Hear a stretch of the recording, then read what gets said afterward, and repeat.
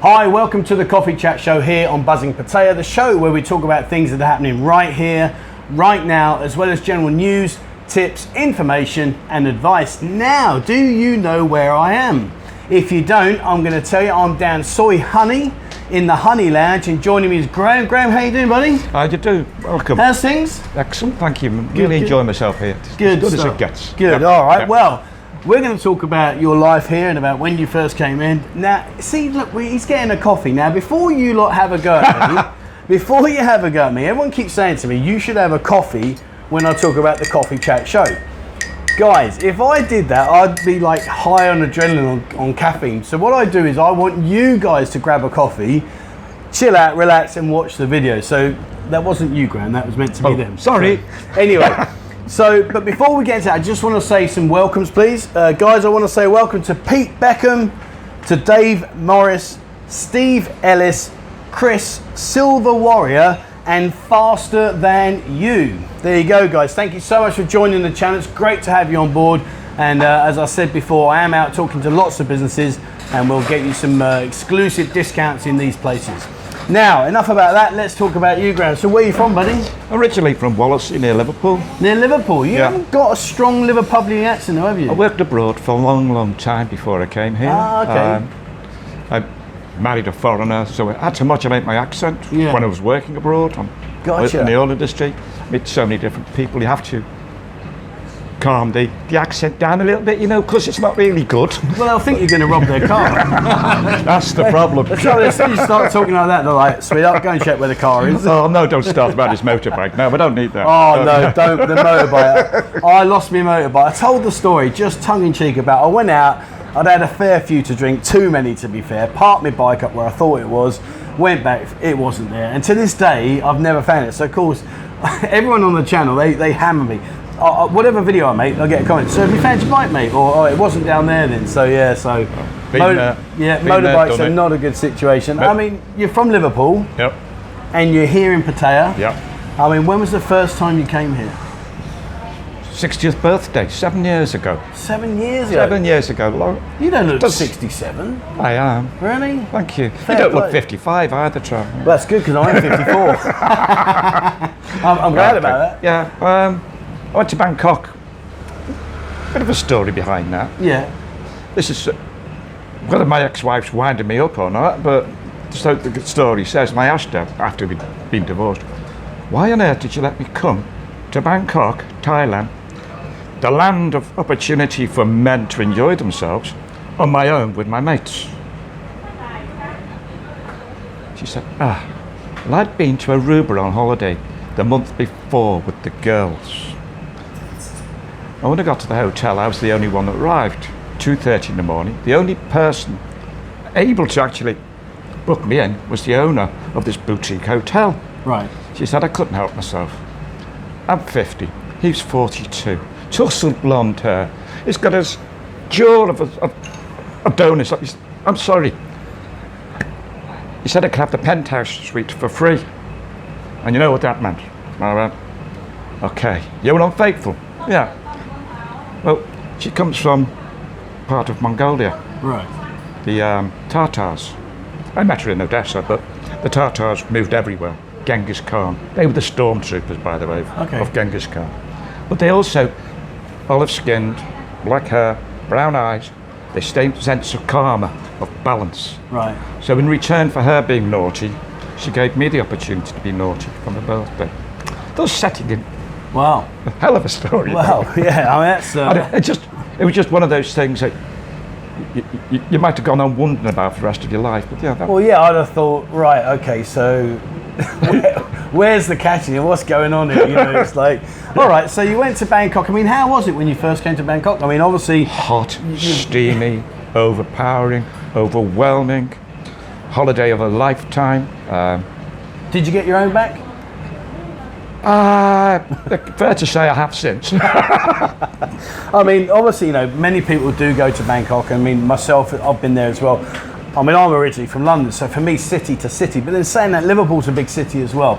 You know, I actually enjoyed Bangkok. I thought it was brilliant. It's like being home from home, but with a lot more benefits. I mean, you went to Bangkok. What got you to Pattaya? I mean, how did you go from Bangkok into Pattaya? Well, I was sold on Nanak, Plaza, Soy Cowboy, Som's Haven. Yeah. And when I started researching the likes of Som's Haven, it's now Almonds Haven, I believe, in Bangkok. The research I went into looking at that, seeing is there any place similar, and then Pattaya cropped up. And of course, I'd heard of it in the past, but I never thought of coming here. Yeah. And then I separated from my last wife, and I was more of a free man. Sold the house, got some money, started enjoying myself, going on holidays. And for a single man, there's no other place on the planet that can match this as a destination. So you just sold your house.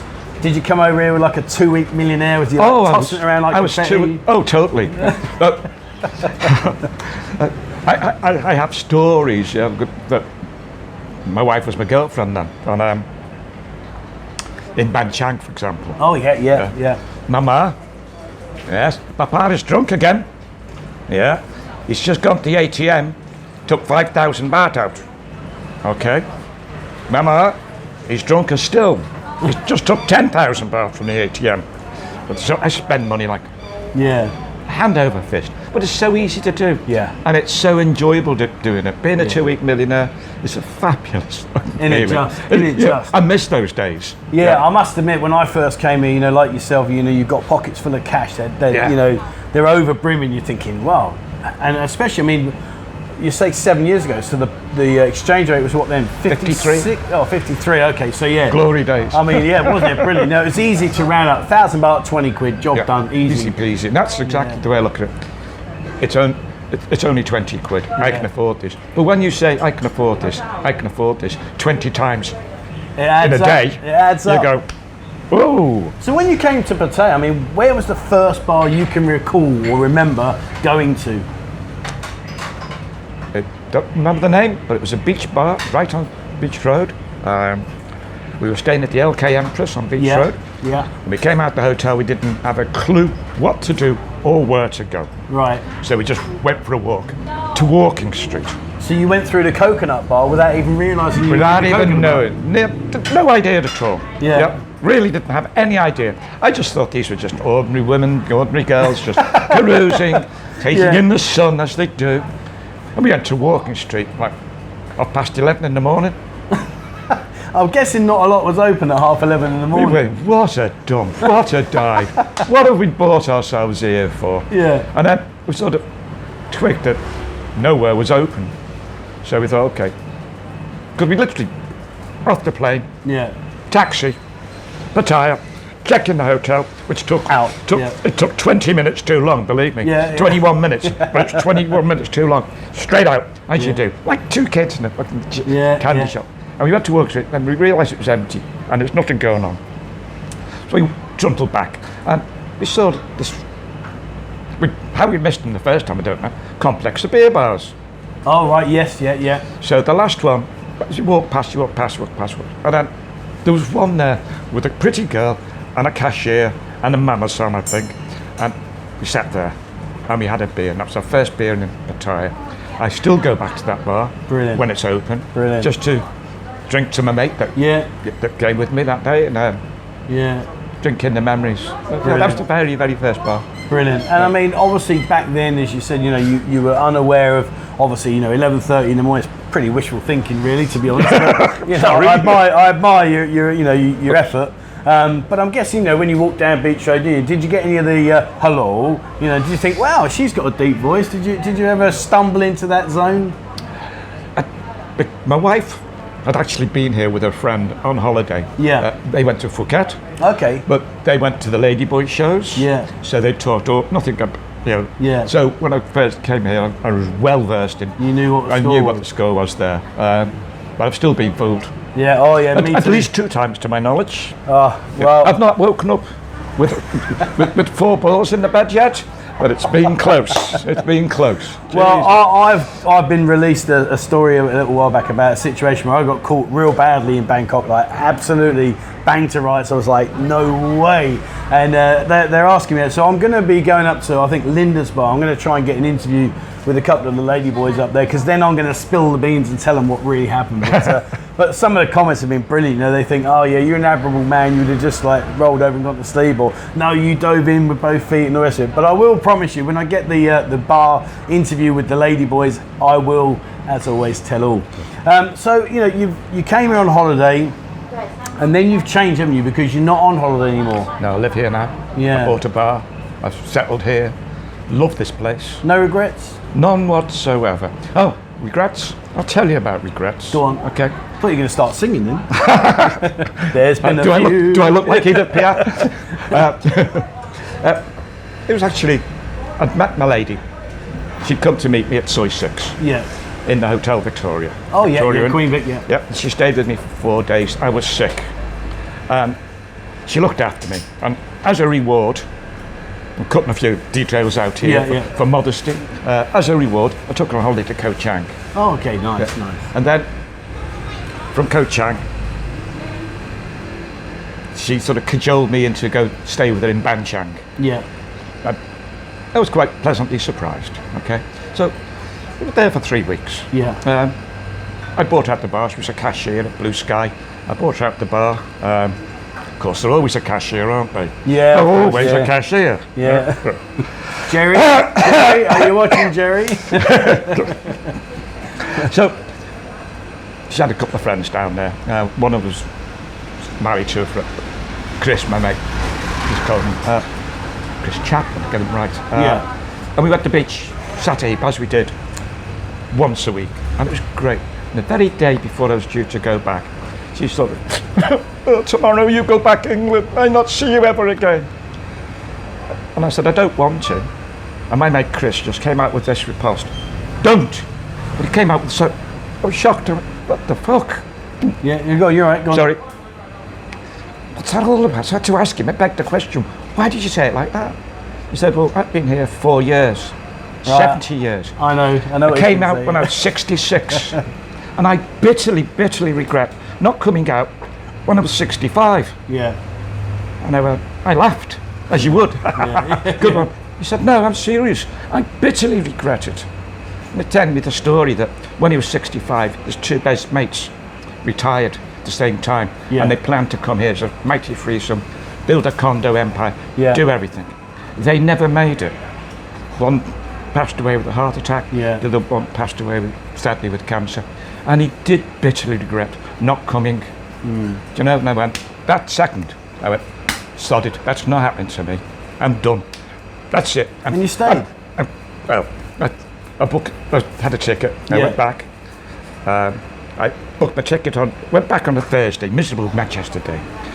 Horrible. That set the seeds. Yeah. I got back on a Friday, on the Thursday, to find all my manifacts had been packed into a little box and stuck in my room, away from my ex-wife number 1, who I was living with. Complicated story. Yeah. Good friends.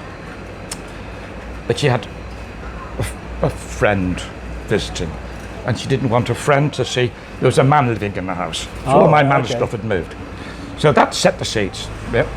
So Friday I booked my ticket back. Saturday and Sunday I spent with the kids and the grandkids. Monday I changed money. I tied as many financial bits as I could. Tuesday I went to see my youngest daughter to tell her I'm thinking of going to Pattaya. Yeah. She said, you're not. I said, I am. I said, you're not thinking about it? No, I'm not. I'm actually going. Okay, Dad. You've not been a normal dad, but you've always been an amazing man. And that was the first time she swore at me.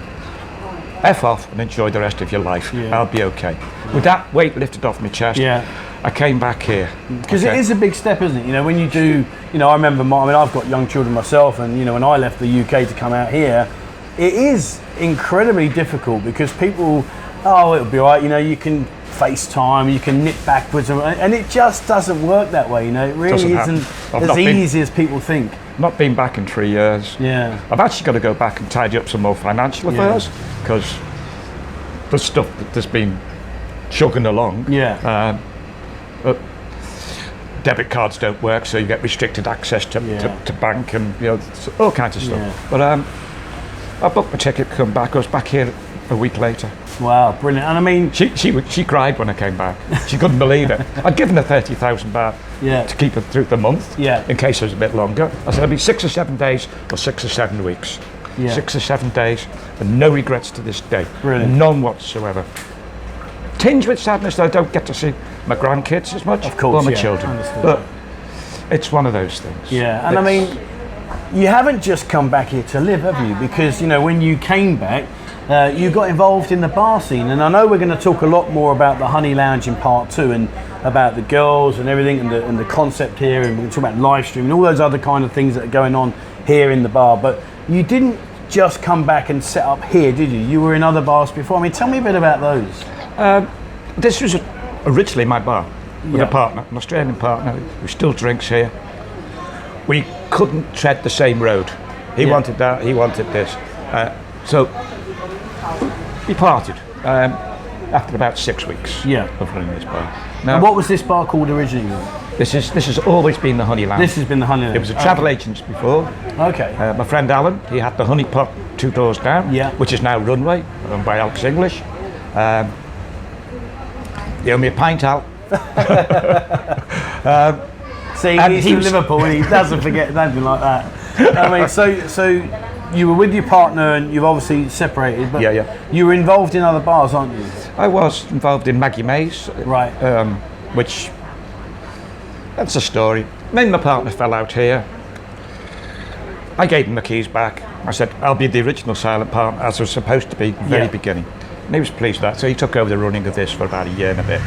And that left me with my wife, the cashier, Yeah. and 10 ladies.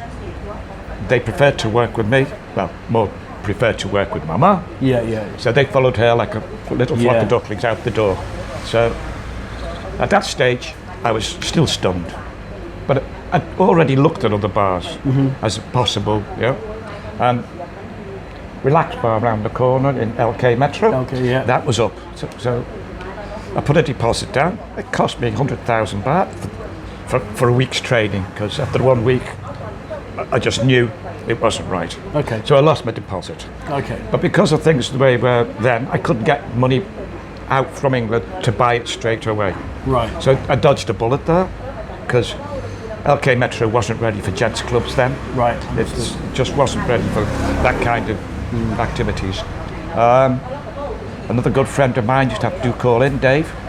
He rocked up one day and he said, walk this way. I've told you before, you want advice about bars, you want advice about, you've got any kind of problem, come and talk to me. So he dragged me away. We walked up Soi Honey, which I'd been up a few times, but not much, you know. They took me to Maggie Mays, Yeah. a lovely girl called Tina. So I stayed talking to her and asked her how much she wanted. I didn't even haggle. I just paid it. And I paid the deposit and I paid the key money, and it just, Maggie Mays is home from home. I mean, an interesting question I'd like to ask you, because some people often say this. I mean, without going into finite detail, I mean, when you say about you paid this, you paid it, I mean, what is that kind of money we're looking at? I mean, someone says, I want to buy a bar here. I appreciate bars differ in size, etc., but in general, I mean, what are you looking at as a down payment, and there you go, you're off to go? You can build a bar from scratch, Yeah. like this, for £1 million baht, which is Okay. £25,000. Yeah, about that, yeah. That's about it. Yeah, and you can buy places here, but you're not buying the business. So you're buying the business, you're not buying the building. Yeah, So understood. you yeah. never get the building. You can't own land here unless you're a tight company. Yeah. So you're buying into a business, or you're buying a business, or you're buying to build a business. Was you scared? No. No. So you've come from Liverpool to a holiday, from a holiday to moving here, to now suddenly standing in front of this building with 10 girls and your wife, and thinking to yourself, I've just done this. You're now in the knee deep in the Pattaya nightlife scene, and you weren't the littlest bit scared. No. Wow, fair play. No. I'll be Not- petrified. Not the slightest bit. Bear in mind, as somebody once told me, never invest in a bar in Pattaya more than you're happy to walk away from. Yeah. If you're not happy to walk away from it, don't even go there. Yeah. But I was happy to let this bar go, Brilliant. which I did. I let this one go, and I walked away from this as a silent partner. Yeah. But the only thing that was my name was on the lease, but it wasn't my bar. The one thing you've got to remember is that whoever owns the license is the real owner of the bar. Yeah, for sure. So although I'm the money man and the guy that put the funds up, the one that falls back on is me, but if there's no license on there, you don't have a business. Yeah. So it's pretty important that you have a Thai lady. Yeah. For me. Yeah. For some people, they say, you've got a Thai lady running your business, you don't own the business. Possibly that's right, but Yeah. it's a path you have to walk. And sometimes I take too many risks. Get yourself in trouble? Just a little bit. All right, I believe we that won't happened. elaborate on them ones. Okay, so Maggie Mays. Yeah. I'll tell you a story about Maggie Mays if you like. Yeah, go ahead. Okay, that was the best one I've had. I've sat in Maggie Mays and it's beautiful. And I shook hands on the deal that we wouldn't change the bar and we'd always sell Guinness, right? Because it's an Irish pub. Okay. So I put doors on the front, well, locked doors and curtains, and Yeah. turned it into a gentleman's club. Yeah. And then one day this guy, I didn't change anything else, didn't change his overs. What I had is it's still the same now, Yeah. right? But I bought it on the agreement, on a handshake, that I wouldn't change it, right? 6 weeks later, this bloke comes down from Bangkok with a lady, which nearly got me into trouble, but that's another story. And he's talking to me, he said, bit crap this bar, chair's a bit wobbly, needs a lick of paint, horrible colours. Guinness, you're still selling this stuff? Oh, Jesus. I said, yeah. And I put up for about 20 minutes of him giving this. And in the end, he said, look, mate, I'm sorry. I have to cut you short. I can't deal with you anymore. I can't continue being nice to you while you disparage everything I put my heart into here. Yeah. I said, I bought it on the deal, on a handshake. I wouldn't change anything. And he said, and you haven't. Welcome to the Maggie May Bar Owners Club. Tony McNally, the original bar owner of wow. Maggie May's. Wow. He'd come to check me out.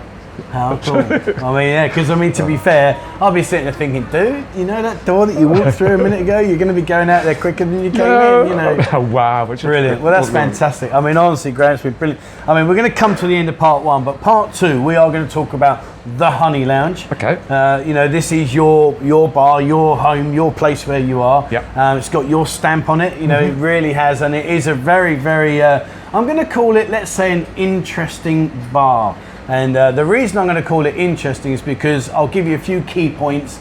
There's doors at the front, there's curtains by those doors, and there's lots of space in here, as you can see where we're sat. And you know, I don't know, nice decor, mate. Nice Thank decor, you, thank you. All right, well, we don't we're gonna normally get two blokes in you know. Well, if we do, Well, I that's hope, happened. if we do sit like, I'm hoping someone sat between us. Goodness, yeah. All right, guys. So listen, that's the end of part one here on the Coffee Chat Show. It's been brilliant talking to you, my man. Thank you so much. Enjoyed part it two. Please come back and watch part two. Graham's going to bare his soul, tell us about some funny things that have gone on in the bar, things that happen in the bar. We'll try and like cover that in a discreet way, etc., etc. And we're going to be back in a few days with part two. So please, guys, remember, before we go, hit the subscribe button and also the bell icon if you'd like to be notified when we bring out a new video. Check out our members area. We've got more and more businesses here in the Pattaya City area offering you guys discounts when you come in and show your digital members card for Buzzing. And please join our Telegram group. Over 2,000 people now, just like you, that love this wonderful city that we're fortunate enough to be in,